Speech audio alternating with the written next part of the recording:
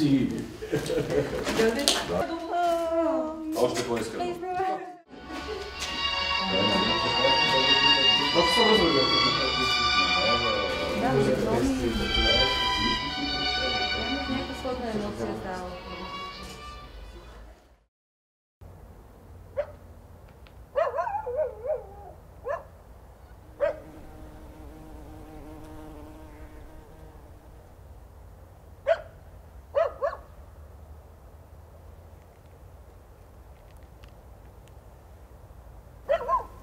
Пролетта реших да направя изложба тук с надеждата, че ще съживя тази разрушаваща се и едновременно с това недовършена сграда, в която моята майка има магазин.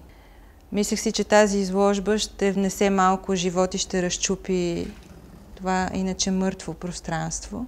Но сега, няколко месеца по-късно, виждам, че разрухата става още по-голяма. И вместо живот се спъвам в трупове.